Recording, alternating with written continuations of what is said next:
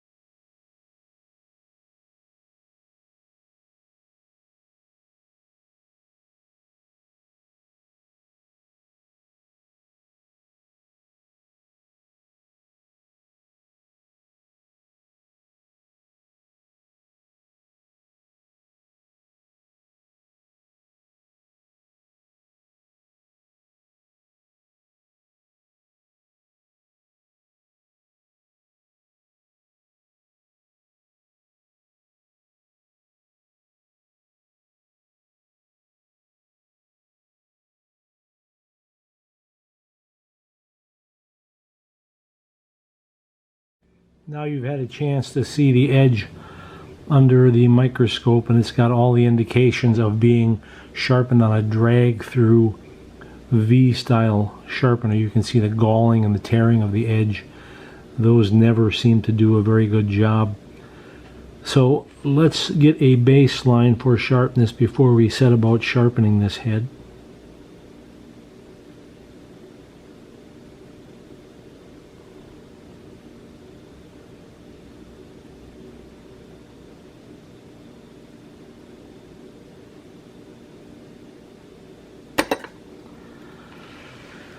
That's kind of what I thought it would be.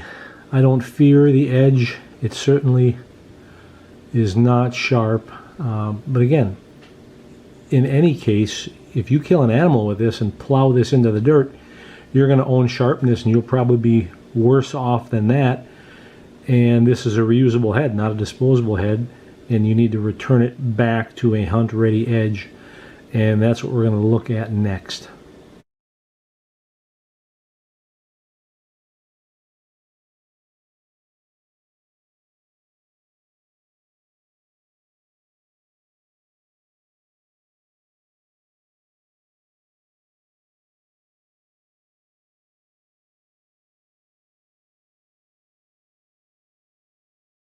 As always, the final step before we do any sharpening is to get a weight. This head weighs 152. Here's why I suggest that this head was sharpened through a V-style sharpener. You can see along this edge the effect of the V-style sharpener on the flat side, it rounds the edge off. It doesn't leave it flat like you're supposed to have. Here you can see what that edge looks like on the back side. That's why I can't ever recommend a drag through sharpener. It will round off that edge. There you can see it. Puts a small bevel on the back side. That's the last thing you want, and it's a chattered bevel. It's very wavy, and there you can see it at the tip. That waviness, that will kill your edge. You will not get a sharp edge if you use that. The best solution for this head is going to be the Stay Sharp version C guide. These are at about a 40-degree bevel. That would be our top setting here. Would get you to 40 degrees. This is the orientation that you would put the head in to match the factory bevel as close as possible. But always do your own adjusting. The ink will tell you what you need to do and how you need to position it to get the best coverage. So we've covered the whole edge. Now, the version C by itself comes with what you see here.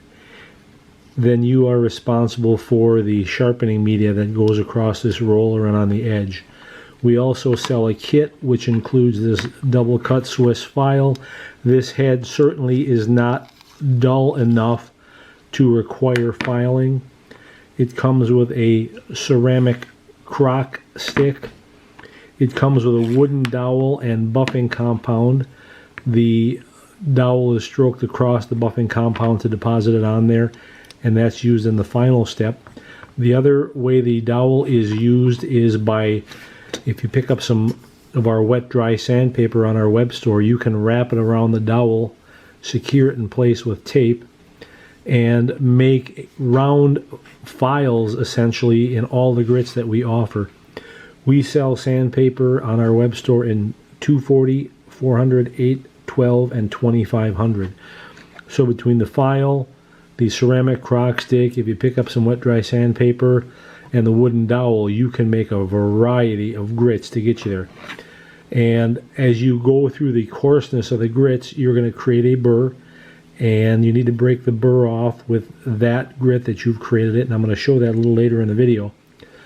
But the reason we have all these incremented steps in grit is that 240 is a real great material removal grit. Will create a big burr. But then you need to get rid of those scratches that 240 created, and you use 400 to do that and create a 400 burr on the backside, break that off.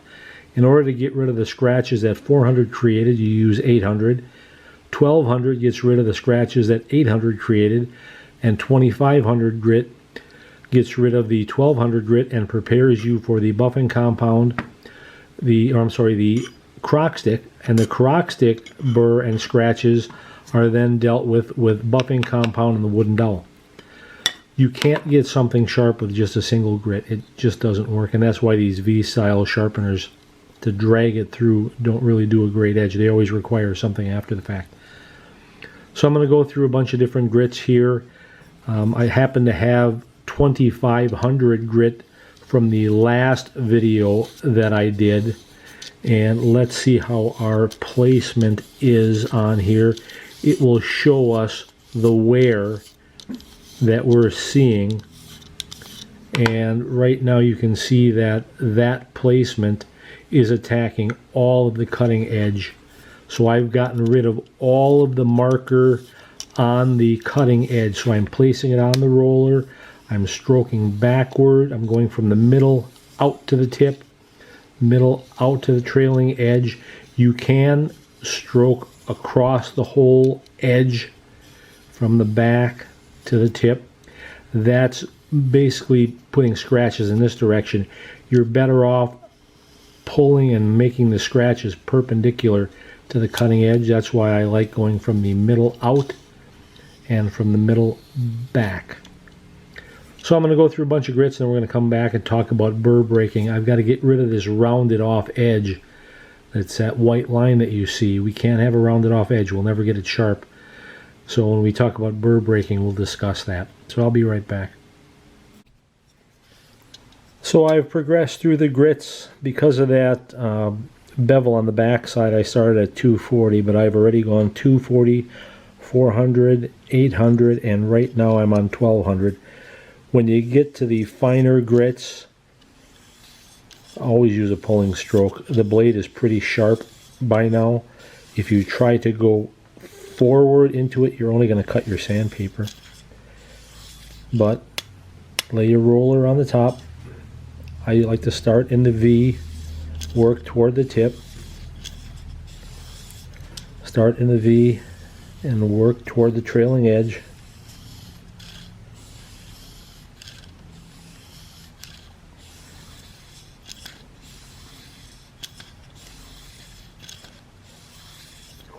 And then, as I always do, we talk about the burr. Get a piece of paper, push it on here. It should run into a little brick wall, a ramp if you will, and you'll hear it clicking over it as it hangs. Now the reason I have a piece of paper is because 2500 grit is a small burr, and you can hear that clicking as it hits it and stops. That is the burr that you need to get rid of. And there's one all the way to the tip. The entire edge has to have that rolled over excess metal. Now when it comes to getting rid of the burr at each grit, I'll elevate something just so we can meet the legs of the C guide. We have to be higher than that. So let me reposition here. I'll lay, in this case, 1200 grit because I've been working with a 1200 grit on the rod. You will lay your blade flat and you'll feel it when it goes flat, and stroke the back side. Again, the back side is another edge you own, and you're breaking that burr off. The first couple strokes will be a little clunky because you're actually grinding that burr off or breaking it off. Each grind or each stroke after that will be considerably smoother because the burr will be gone, but you're cleaning up that back edge. It's just another edge that you own. Do not create a bevel on the back side. That is a mistake that some will actually show on their YouTube channel. That is an absolute mistake. A single bevel is very much like a chisel. A chisel is flat on the back side. There's a bevel only on one side. Do not try to create any sort of a bevel thinking, oh, I'm going to cheat and get a micro bevel there to break that burr off. That never works out. You'll never get a head as sharp.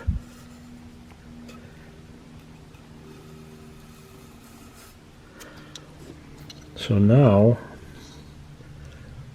we've got a real nice finish on the back side, and we've chased away the burr that we created on the front side. Now yes, we've moved a little bit of the burr to the front side, but when we go to the next grit, which is 2500, we're going to get rid of that burr. We're going to push it back, and then we're going to break off the 2500 grit burr exactly like I just showed you. So I'm going to do 2500, the ceramic crock stick, and then I'll come back and we'll talk about buffing. Now we're to the buffing phase. Here I've got the wooden dowel. I'm going to coat it with buffing compound. Now, after sharpening a lot of heads for a lot of videos, I've learned a little trick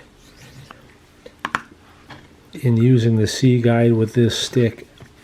I'd rather not have any buildup of buffing compound on this wheel, so I protect it with just like 3 inches of tape. It doesn't really change the diameter. I've just put some tape on there, otherwise buffing compound kind of gets wadded up on there and you have to scrape it off later. So you might want to do that. And while it doesn't really increase the diameter, it does tip it up a little bit, which allows, when I use the buffing stick, to really only buff the very cutting edge. So if there is a slight boost in that roller diameter, that's a good thing, because I'm really only wanting to buff the cutting edge. But it keeps all that white gunk off of the roller. Here too, you only want to use a pulling stroke. You don't want to cut into the wooden dowel. Make sure you're keeping contact with the blade and with the roller. I start from the V, the deepest part, and work my way out. And this step can be done in excess. It doesn't matter how much you do this. You're not really removing any metal. You are just putting a super fine mirror finish on the cutting edge, the edge that actually does all the work. And then we're going to go back and break off the little micro burr that is created by the buffing compound. So how would you break off a buffing compound burr if I've been telling you to break the burr off with the same grit that it was created with? Well, buffing compound can be an exception. I'll go back to my last grit of sandpaper, which was 2500 grit, and I will break off the burr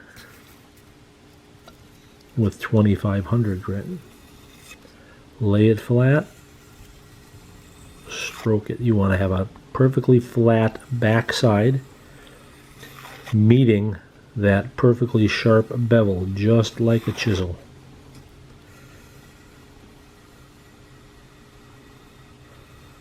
And there isn't a lot of burr to break off with buffing compound.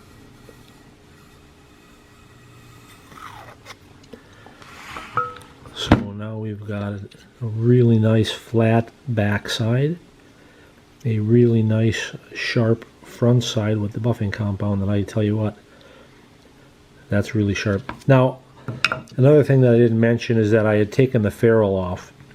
Not so I can get it deeper in, but you certainly can if you'd like. But when I'm going through the process of breaking off the burr, I don't want to scratch off all that nice black anodized coating on the ferrule. It's also easier just to sharpen the head without the ferrule in place. So remove the one little screw, slide the ferrule out, and you won't take off that nice black coating. We're not trying to grind away anything from the ferrule. So I will do a little bit more and then I will be back. Now let's talk about trailing edge sharpness. I say it in all my videos that I don't value it. You might. If you're relying on it to cut on the way out, you've probably had some sort of a failure if that animal isn't dead already. So relying on trailing edge cutting, I don't believe in that as much, but I do believe in that every bevel that's on here creates rotation through the animal.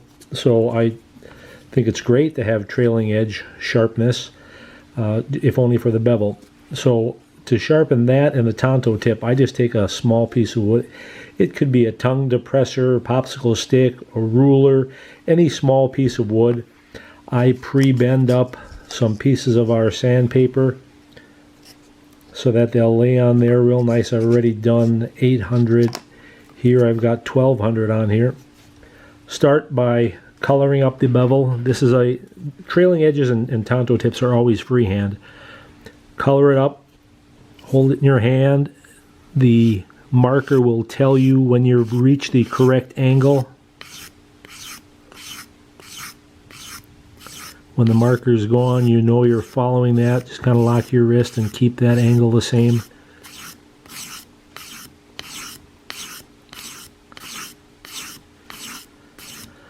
This head happened to have a rather deep gouge in the trailing edge bevel. Not that it's a big deal. It's just part of their grinding process. So using the sandpaper, you've essentially made a file, and if you buy the sandpaper pack, you're getting a variety of 5 grits to make 5 little files, if you like. So now we've got the trailing edge sharpened up. There will of course be a burr on the back side that we have to deal with. Now, as long as we've got this paddle with the sandpaper on it, the Tonto tip on this head is not really a Tonto tip. They just ground another bevel along this edge. So you can also freehand that. It's not really a cutting edge so much as they just added a little bit of strength there, because when two single bevels run together, they create a knife point at the tip. This action blunts it a little bit, and if that's for bone breaking, that's fine. But you don't have those two knife edges coming together like some single bevels have that don't put a Tonto tip on. Alright, so that would be the Tonto tip sharpening. I'll do a little bit more, and then we're going to look at this under the microscope.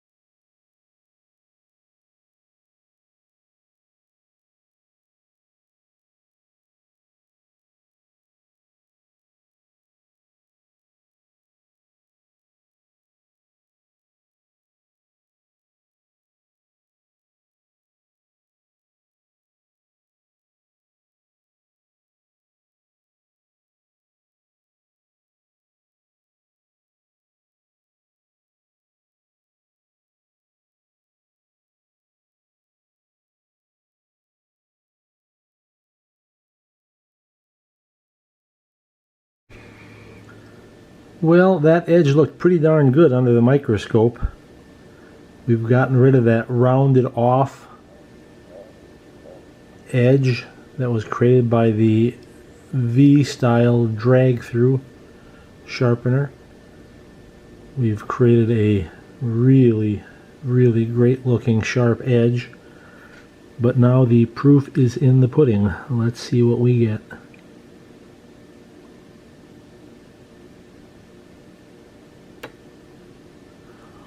$100. That's sharp.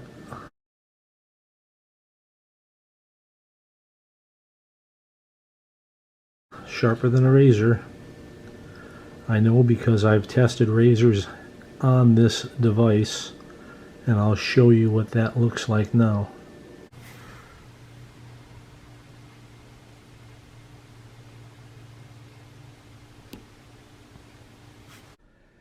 And now the question everybody asks, how much weight was taken off?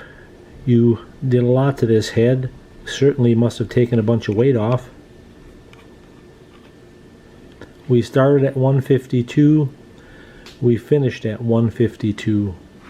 Now I contend this scale could probably be plus or minus 2 grains, and maybe I took off a grain or two, but sharpening does not remove a lot of metal unless you've hit a rock, really put a ding or a nick in the blade that you have to take a bunch of metal to get rid of that nick. But even then, if it's 3 or 4 or even 5 grains, don't worry about it. So that's the Strickland helix head.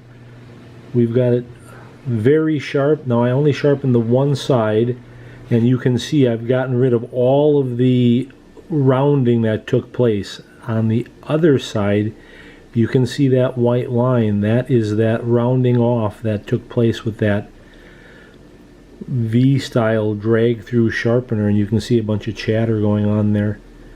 I sharpened this edge, and now that is gone, and we have produced a real nice edge. So that's the Strickland helix. Thanks for watching.